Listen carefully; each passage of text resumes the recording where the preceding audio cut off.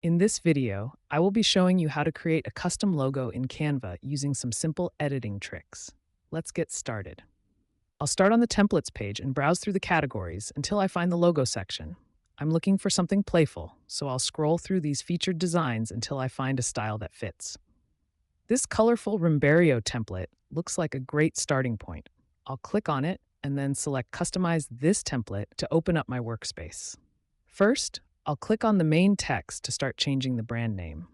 I'm going to replace the existing letters one by one to spell out magic, keeping that fun, bouncy layout.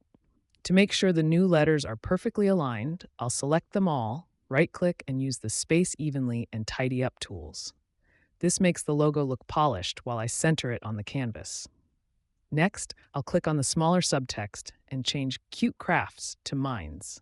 I'll scale the word up so it's more prominent, and then head to the spacing menu to increase the letter spacing for a cleaner look. I'll also browse the font library and switch this to the gelato font to give it a friendlier feel. To make the text flow with the design, I'll go into Effects and adjust the curve slider until the arc looks just right. I can also experiment with the bubble effect and adjust the thickness to add more character. Now I'll go to the Elements tab and search for Magic to find a supporting graphic. I'll pick this magic wand illustration, resize it, and position it so it integrates nicely with the text.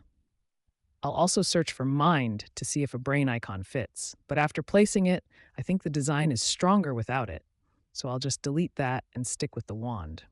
After a few final adjustments to the positioning, my new logo is ready to go. And that is how you can easily transform a basic template into a unique brand identity. Thanks for watching.